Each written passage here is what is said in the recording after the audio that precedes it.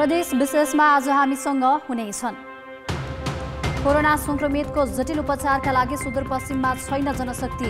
सिङ्गो प्रदेशमा एकजना मात्रै एनेस्थेसिस्ट। सप्तरीको कोभिड अस्पतालमा जडानै भएन आइसियु र भेन्टिलेटर, बिरामी उपचारबाट वञ्चित। दाङमा महामारी समुदाय स्तरमै देखिन थाल्यो। बजार र यातायात भने निर्बाध सञ्चालन। र स्थानीय तहको सक्रियताले दैलेखमा महामारी नियन्त्रणमा, संक्रमण फैलिन नदिन निषेधाज्ञासँगै परीक्षण तीव्र। नमस्कार, म रुबिना थापा। यी थिए प्रदेश विशेषका आजका हाम्रा सामग्री। यसबाहेक चक्रपथ बनाउने नाममा डडेलधुरामा धम्माधम वन फडानी भइरहेको प्रसङ्ग रहनेछन्। हेर्दै गर्नुहोस् प्रदेश विशेष, समाचार, समीक्षा र सन्देश।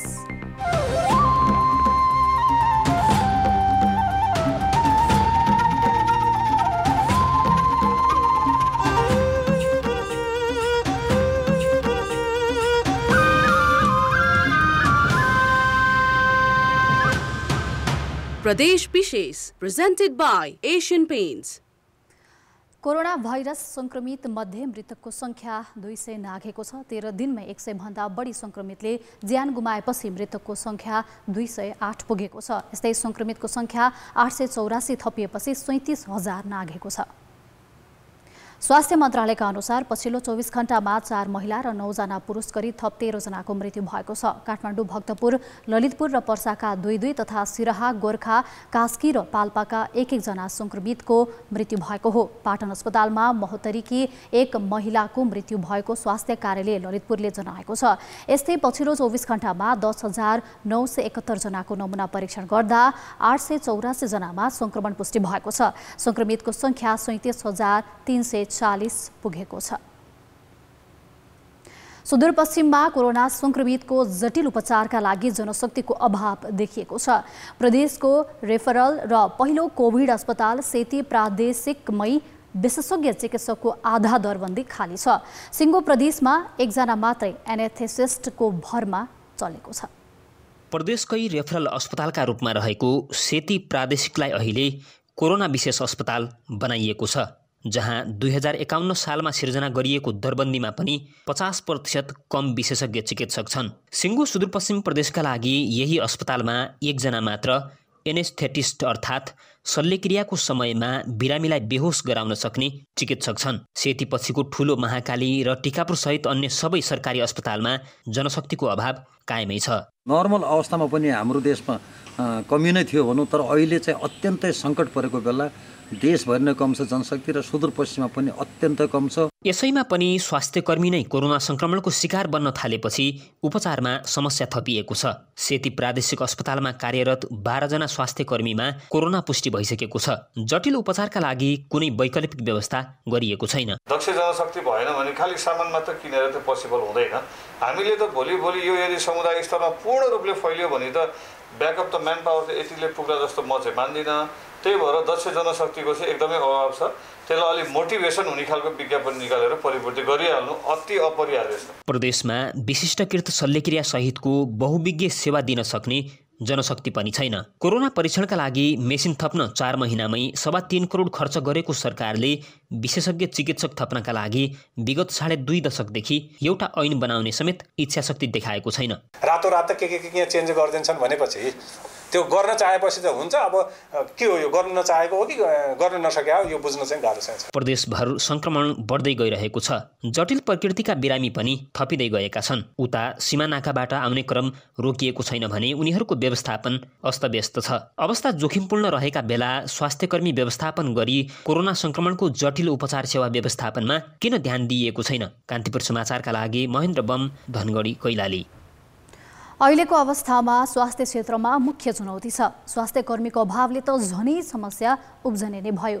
जटिल वर्तमान स्थितिलाई नजरअन्दाज नगरी आवश्यक पूर्वाधार जुटाउन सम्बन्धित निकायले ध्यान पुर्याओस्। झापामा कोरोना भाइरसको संक्रमण समुदाय स्तरमा फैलिएको पुष्टि भएको छ। पछिल्लो समय यात्रा विवरण नै नभएका बिर्तामोड नगरपालिकामा समुदाय स्तरमा भाइरस संक्रमण देखिएको छ। पछिल्लो समय लक्षणसहितका बिरामी थपिएपछि झापाका 5 वटा स्थानीय तहले लामो समयदेखि लकडाउन गरेका छन्। झापामा अहिले भाइरसका सक्रिय बिरामीको संख्या 200 जना भन्दा बढी छन् भने 350 जना निको भएर घर फर्किएका छन्। माथिल्लो निकायले भाइरसको संक्रमणको नियन्त्रणको प्रयास गर्नुभन्दा निर्देशन मात्र दिएर काम गर्ने स्थानीय तहलाई समस्या उत्पन्न भएको छ। सरकारले कोरोना भाइरसको संक्रमण भएको तर लक्षण नदेखिएको बिरामीलाई होम आइसोलेसनमा बस्न भनेको छ। झापामा भने समुदाय स्तरमा संक्रमण फैलिसकेको छ। भदौ महिनामा कोरोना भाइरसको बिरामी कर्मचारी, गृहिणी, सुरक्षाकर्मी, औषधि व्यवसायीमा तीव्र रूपमा बढेको छ।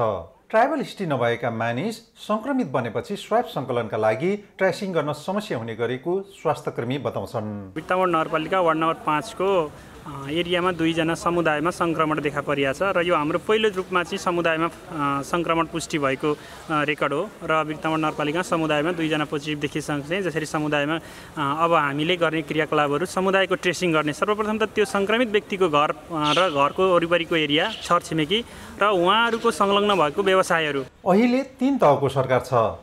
कोरोना भाइरस नियन्त्रणमा सङ्घ र प्रदेश सरकार सहयोगी भूमिका भन्दा स्थानीय तहलाई निर्देशन मात्र दिने गरेको गुनासो जनप्रतिनिधिको भनाइ छ। हामीले सब कलेक्सन गर्छौँ। हामीले त्यो भिटिएम पनि हामीले आफै खरिद गरेर ल्याएको कलेक्सन गरेर पिसिआर टेस्ट गर्नलाई हामीले पठाउँदाखेरि त्यही मेसिन मात्रै राखेर राम्रो खानको मेसिन राखेर हामीलाई त्यही मात्रै सुविधा दिँदा पनि पालिकालाई ठुलो भर हुने थियो। प्रदेश सरकारले वैशाख महिनामा नै झापामा 100 बेडको कोरोना अस्पताल बनाउने निर्णय गरे पनि अझै अत्तो पत्तो छैन। कोरोना भाइरसको लक्षणसहितको बिरामी आएमा मेची अस्पतालमा राख्ने अवस्था छैन। बिरामीका लागि 2 वटा भेन्टिलेटर भए पनि आइसियु भने अस्पतालमा छैन। कोरोना संक्रमितको संख्या झापामा 500 नागिसकेको छ। कान्तिपुर समाचारका लागि क्यामेरामा सौरभ मुखियाका साथमा गणेशमान मुखिया, बिर्तामोड, झापा। तीव्र रूपमा कोरोना भाइरसको संक्रमण फैलिँदै गएको सप्तरीका संक्रमित मध्ये केहीमा जटिल समस्या देखिएको छ। यस्ता बिरामीको उपचारका लागि सहयोगी मानिएको भेन्टिलेटर भने सरकारी अस्पतालमा अझै जडान हुन सकेको छैन भने निजी अस्पतालमा रहेका भेन्टिलेटर सेवा पनि सुचारू गरिएको छैन। 1 नम्बर स्तरको कोभिड व्यवस्थापन अन्तर्गत रहेको राजविराज स्थित गजेन्द्रनारायण सिंह अस्पतालमा रहेका 4 वटा भेन्टिलेटर आइसियु कक्ष निर्माण नहुँदा जडान भएकै छैनन्। 2 वटा निजी अस्पताल मध्ये छिन्मस्तामा 4 वटा भेन्टिलेटर र 5 बेडको आइसियु कक्ष रहेको छ भने युनिकमा 5 बेडको आइसियु कक्ष र 2 वटा भेन्टिलेटर छन्। तर दुवै मध्ये कुनै पनि निजी अस्पतालसँग आइसियु सहितको भेन्टिलेटर सेवा सञ्चालन गर्न आवश्यक जनशक्ति छैन। दुवै निजी अस्पतालले सरकारले चाहियो भने न्यूनतम भाडा तिरेर जनशक्तिको व्यवस्थापन गरी जति बेला नि सिङ्गो अस्पताल नै कोभिडका लागि उपलब्ध गराउने जानकारी दिइसकेका छन्। यता आइसियु सहितको भेन्टिलेटर सञ्चालन नहुँदा कतिपय संक्रमितले ज्यान गुमाएको र केही सिकिस्त अवस्थामा पुग्दा पनि सङ्घीय र प्रदेश सरकार मुखदर्शक बनेको भन्दै समाजका अगुवाले आक्रोश पोखेका छन्। आइसियु र भेन्टिलेटरको बिना 4 जना अहिलेसम्म पेसेन्ट देहान्त भइसकेका छन् कोरोना पेसेन्ट। यो केन्द्रीय सरकारसँग सम्बन्धित अस्पताल हो। यसको बारेमा सरकारले अविलम्ब यसको जनतालाई जानकारी गराउने र जनतालाई सुविधा कसरी हुन्छ, भेन्टिलेटर र आइसियु सेवा कसरी सञ्चालन हुन्छ, आइसियु सहितको भेन्टिलेटर सञ्चालन गर्नुपर्ने आवश्यकता अनुसार पहल भइरहेको गजेन्द्रनारायण सिंह अस्पताल प्रशासनले जानकारी दिएको छ। भेन्टिलेटर लगाउँदैमा सबै सप्रिन्छ भन्ने कुरो हुँदैन। आइसियु र भेन्टिलेटरको लागि जनशक्ति पनि उस्तै महत्त्वपूर्ण हुन्छ। हामी कहाँ एक त संरचनाको अभाव अनि जनशक्ति पनि नभएको। स्वास्थ्य अवस्था जटिल भएका भाइरस संक्रमितको उपचारमा आवश्यक पर्ने अक्सिजन, आइसियु सहितको भेन्टिलेटर सेवा र यी सबका लागि आवश्यक पर्ने जनशक्तिको व्यवस्थापन गर्न अझै ढिलाइ गरियो भने भविष्यमा थप मानवीय क्षति हुने निश्चित छ। कान्तिपुर समाचारका लागि आर्यन विश्वास, राजविराज, सप्तरी। प्रदेश विशेष प्रेजेन्टेड बाय एशियन पेन्ट्स। ब्रेकपछि प्रदेश विशेषमा पुनः स्वागत छ। दाङमा कोरोना भाइरस संक्रमण समुदाय स्तरमा देखिएपछि चुनौती थपिएको छ। पछिल्लो समय बैंकका कर्मचारीदेखि घरमै बसेका व्यक्तिमा समेत कोरोना भाइरस संक्रमण देखिएपछि चुनौती झन थपिएको हो। राप्ती स्वास्थ्य विज्ञान प्रतिष्ठानमा गरिएको नमुना परीक्षणमा केही दिन यता दाङको तुलसीपुर र घोराईका सर्वसाधारणमा कोरोना भाइरसको संक्रमण देखिएको छ। तीमध्ये अधिकांश समुदायका व्यक्तिमा भाइरसको संक्रमण देखिएको छ। संक्रमित मध्ये तुलसीपुरका एकजना स्वास्थ्यकर्मी, इलाका प्रशासन कार्यालय तुलसीपुरका सवारी चालक, नेपालगञ्ज गएर फर्किएका एक व्यक्ति र कन्ट्र्याक्ट ट्रेसिङमा परि घरमै बसेका व्यक्तिमा भाइरसको संक्रमण देखिएको छ। यता घोराई उपमहानगरपालिकाभित्र 18 र 33 महिने बच्चा सहित बैंकका कर्मचारीमा समेत भाइरसको संक्रमण पुष्टि भएपछि भाइरस समुदायमा पुगेको प्रश्न हुन्छ। संक्रमित हुनेहरूमा लक्ष्मी बैंकका 3 जना, साङ्ग्रिला बैंकका 1 जना, कर्णाली विकास बैंकका 1 जना र उनीहरूका परिवारका सदस्य रहेका छन्। कोरोना भाइरसको संक्रमण समुदाय स्तरमा देखिएपछि स्थानीय पालिकालाई व्यवस्थापनमा थप चुनौती देखिएको छ। हाम्रो कोसिस के छ भने अहिले समुदायमा गएको जुन कोरोना पोजिटिभको केस छ यसको चेन ब्रेक गर्ने र फेरि पूर्ववत अवस्थामा चाहिँ नै फर्काउने गरिकन हामीले काम अघि बढाएका छौँ। हरेक 14-15 दिनमा वात्तै केसहरू बढेको छ। यदि अहिले सावधानी अपनाएनौँ भने यदि दाङ जिल्लामा हाम्रो चाहिँ अब 10% मान्छे मात्रै सङ्क्रमित भयो भने 70-80 हजार मान्छे हुन्छ। त्यसको 3-4-5% यदि अलि लक्षणसहितका आयो भने 70 हजारको 5% भनेको 300-350 भयो। हाम्रो यो व्यवस्थापनले धान्न सक्दैन। त्यो स्थितिमा हामी चाहिँ कुनै पनि हालतमा त्यो उपचारको व्यवस्थापन गर्न सक्दैनौँ, आइसोलेसनको व्यवस्थापन गर्न सक्दैनौँ। बढी भिडभाड हुने बैंक तथा वित्तीय संस्थाका कर्मचारीमा कोरोना भाइरसको संक्रमण देखिएपछि कन्ट्र्याक्ट ट्रेसिङमा समेत उत्तिकै चुनौती बढेको छ। यहाँका बजार खुल्ला छन् भने यातायातका साधन निर्बाध चलिरहेका छन्। यसले गर्दा एक ठाउँको भाइरस संक्रमित सजिलै अर्को ठाउँसम्म पुग्न सक्छन्। कोरोना भाइरस संक्रमणलाई थप फैलिन नदिन ठोस कदम नचाल्ने हो भने कुनै पनि बेला जटिल परिस्थिति ननिम्तिएला भन्न सकिन्न। कान्तिपुर समाचारका लागि रोशनमान श्रेष्ठ, घोराई, दाङ। कोरोनाको संक्रमण समुदाय स्तरमा देखिसकेको अवस्थामा यसको नियन्त्रणका लागि कसले के गर्नुपर्ला, यसबारे हामीलाई तपाईँको विचार हाम्रो ट्विटर ह्यान्डल @OurKTV मा मेन्सन गरी लेख्न सक्नुहुनेछ। दैलेखमा संक्रमण देखिएको 3 महिनामा संक्रमित संख्या 1000 नाघेको छ। बिरामी बढेपछि स्थानीय स्तरमा उपचारका लागि स्रोत साधनको पनि समस्या हुन थालेको छ। यही कारण स्थानीय तहले आइसोलेसन निर्माण गरी सेवा दिइरहेका छन्। दैलेखमा कोरोना संक्रमित दिनाहुदिन थपिएसँगै यहाँका स्थानीय तहले उपचारका लागि आफैले आइसोलेसन निर्माण गरेका छन्। यस्तै संक्रमण समुदाय स्तरमा थप फैलन नदिन निषेधाज्ञा जारी गरी स्वाब सङ्कलन तीव्र पारिएको छ। भारतबाट आएको तिनीहरू पोजिटिभ देखिएको र तिनीहरूको परिवारले जाँदाखेरि तिनीहरूलाई पोजिटिभ पनि आएको, तिनीहरूको आधारमा तिनीहरूको परिवारसँग र सम्बन्ध रहेका व्यक्तिहरूमा पोजिटिभ आएको हो, तर समुदायमा फैलिरहेको अवस्था छैन। बेडको व्यवस्थापन, अक्सिजनको व्यवस्थापनदेखि लिएर र अन्य चाहिने कोरोना अस्पतालको लागि चाहिने इक्विपमेन्टहरू पनि गाउँपालिकाले खरिद गरिसकेको छ। जिल्लामा दरबन्दी अनुसार स्वास्थ्यकर्मी नभए पनि भएकै जनशक्तिबाट सेवा प्रवाहको प्रयास भइरहेको छ। जोखिमपूर्ण अवस्थामा आइसोलेसन कक्षमै बसेर संक्रमितको उपचारमा ध्यान दिएको अस्पतालले जनाएको छ। हाम्रो म्यान पावरहरू चाहिँ लिमिटेसनमै थियो। मेन चाहिँ कमी भए पनि हाम्रो स्टाफहरूको चाहिँ मनोबल चाहिँ एकदमै उच्च छ र मैले चाहिँ अस्पतालको मात्रै नभएर हामीले चाहिँ हेल्थ पोस्टको स्टाफहरूलाई पनि अहिले मोबिलाइज गरिरहेका छौँ। दैलेखमा स्थानीय तहकै पहलमा 30 जना क्षमताका 7 वटा आइसोलेसन सञ्चालनमा छन्। संक्रमित सङ्ख्या 1007 जना पुगेको यस जिल्लामा 958 जना निको भइसकेका छन्। बाँकी 49 जनाको आइसोलेसनमा उपचार भइरहेको छ। स्थानीय तहको समन्वय र सक्रियताले संक्रमण दर साँगुरिँदै गएको स्थानीयको बुझाइ छ। कान्तिपुर समाचारका लागि चक्र भण्डारी, दैलेख। प्रदेश विशेष presented by Asian Paints। ब्रेकपछि प्रदेश विशेषमा पुनः स्वागत छ। जंगलभित्रै चक्रपथ बनाउने भन्दै डडेलधुराको आलीतालमा वन फडानी भएको छ। उपभोक्ता समितिकै संलग्नतामा 100 भन्दा बढी सालका रुख काटिएका छन्।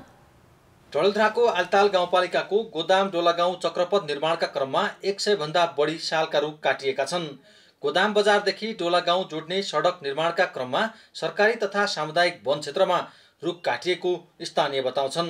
वडा अध्यक्षले पनि भनेको हामीले यसको सुरुमै आउँदाखेरि घुम्ने क्रममा हामीले यो रुखहरू काटिन्छन्, यसलाई कुन व्यवस्था हो प्रक्रिया त उहाँलाई पनि थाहा छ। प्रक्रिया नपुर्याएर चाहिँ यो काटिदिएको हुनाले अलिकति यो दुःख लाग्ने कुरा हो। यस सडक खण्डको करिब 6 किलोमिटर सडक वरपर 2000 क्युफिट सालका रुख वातावरणीय प्रभाव मूल्याङ्कन नगरी काटिएका छन्। रुख भएकै स्थानबाट सडक काटिएको र आवश्यकताभन्दा बढी चौडा गरिएको स्थानीयको आरोप छ। सडक निर्माण गर्न गाउँपालिकाको सम्पूरक कोषबाट 88 लाख रुपियाँ खर्च गरिएको छ। उग्रतारा कन्स्ट्रक्सनका तर्फबाट मानसिंह घरती मगरले सडक निर्माणको काम गरिरहेका छन्। वन कर्मचारी र उपभोक्ता समितिका पदाधिकारीको मिलोमतमै रुख काटिएको स्थानीयको आरोप छ। रुख कटानीबारे अनुसन्धान थालिएको डिभिजन वन कार्यालय डडेलधुराले जनाएको छ। बनाइएका गोलियाहरू कहीँ लुकाएर राखेका छन् कि छैनन् त्यसको चाहिँ खोजी जारी राख्नु भनेर चाहिँ हामीले खटाएका छौँ र भोलि सकभर समातेका मान्छेहरूलाई अदालतबाट म्यादथप गराएर भोलि नै हाम्रो टोली पुनः चाहिँ त्यो क्षेत्रमा अनुसन्धान गर्न जान्छ। परशुराम नगरपालिका र आलताल गाउँपालिकाका विभिन्न सामुदायिक वनमा फडानी रोकिएको छैन। डडेलधुराको भित्री मधेस क्षेत्रमा अवैध रूपमा भइरहेको वन फडानी रोक्न सम्बन्धित निकायले तदारुकता देखाउनु पर्छ। कान्तिपुर समाचारका लागि वरुण पनेरू, आलिताल, डडेलधुरा। समुदाय स्तरमा फैलिएको कोरोना भाइरसको संक्रमण न्यूनीकरण गर्न अहिले देशका 40वटा भन्दा बढी जिल्लामा प्रमुख जिल्ला अधिकारीले निषेधाज्ञा जारी गरेका छन्। तर सुनसरीमा भने निषेधाज्ञाको पालना नै भएको छैन। 3 पटक थपिएको निषेधाज्ञाको पालना नगरी धज्जी उडाइएको छ। सर्वसाधारण र प्रहरी बीचको झडपको यो दृश्य साउन अन्तिम साता इटरी उपमहानगरपालिका 13 को एक बस्तीको हो। यो झडप हुँदै गर्दा प्रशासनको निषेधाज्ञा र उपमहानगरपालिकाको लकडाउन कायमै थियो। त्यसको 2 दिन अघि बीपी कोइराला स्वास्थ्य विज्ञान प्रतिष्ठानको विरोधमा गएका काङ्ग्रेस कार्यकर्ताबीच झडप भएको थियो। यो कार्यान्वयन गर्ने कुरो सरकारले एउटा इन्भाइरोमेन्ट बनाइदिने हो।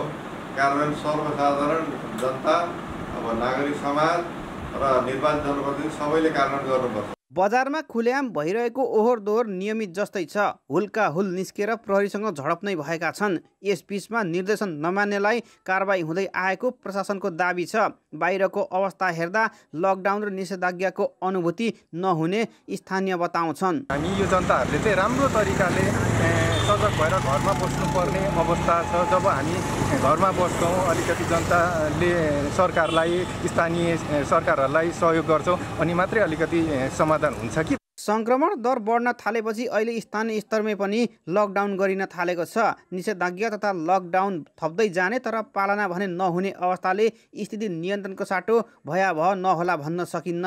कान्तिपुर समाचारका लागि अर्जुन सुवेदी, इटहरी, सुनसरी। प्रदेश विशेष आजका लागि यति नै। प्रदेश समाचारहरूको साथमा भोलि फेरि आउनेछौँ। कान्तिपुर टेलिभिजन हेर्दै गर्नुहोला। नमस्ते।